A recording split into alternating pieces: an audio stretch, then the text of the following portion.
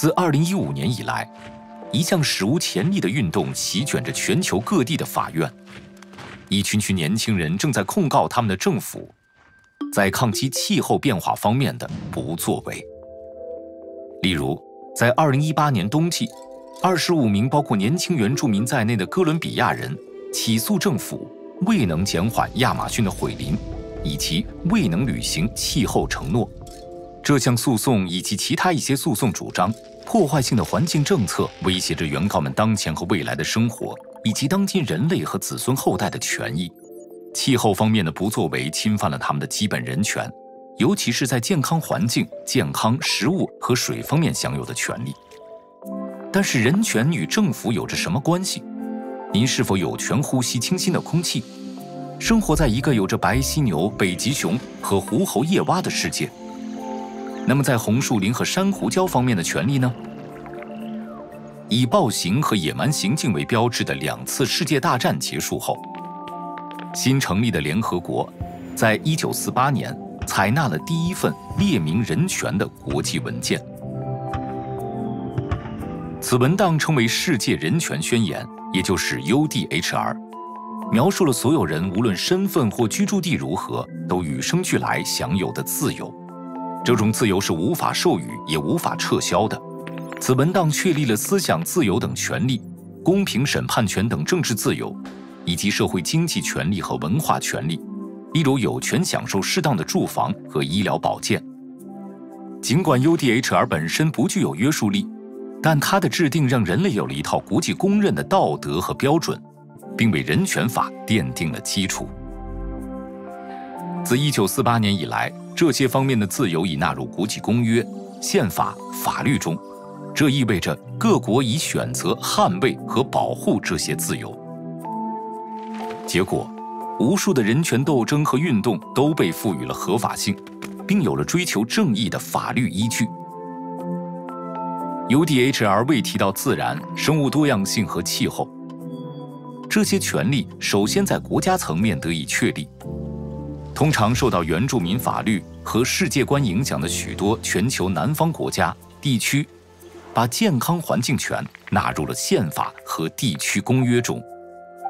很快，人权倡导者呼吁全球其他地区和联合国也认可这一权利。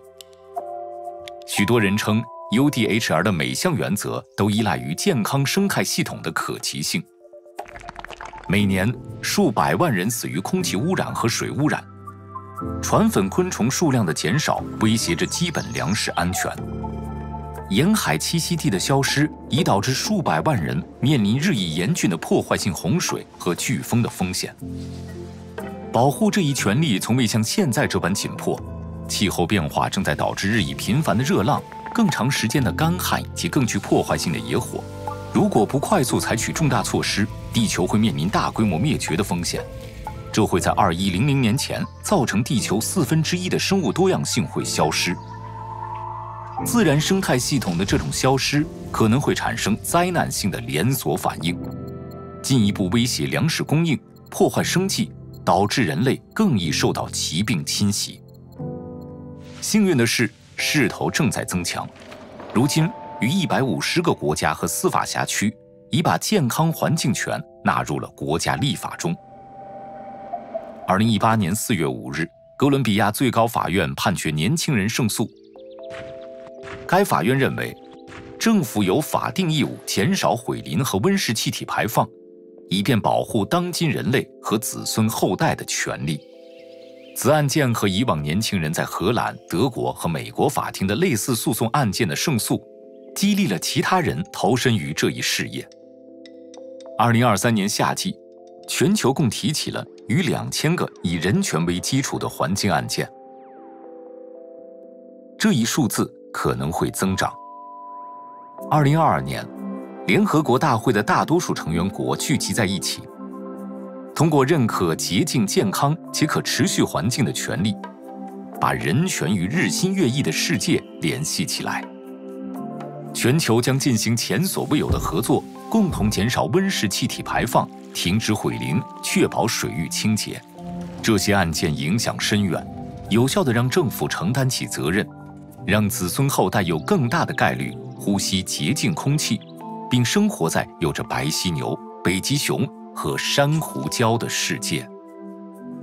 您与生俱来还享有其他哪些权利？访问 ed.ted.com/know your rights， 详细了解每个人都享有的人权，以及这些通用保护如何帮助确保全世界的人们享有自由、正义以及和平。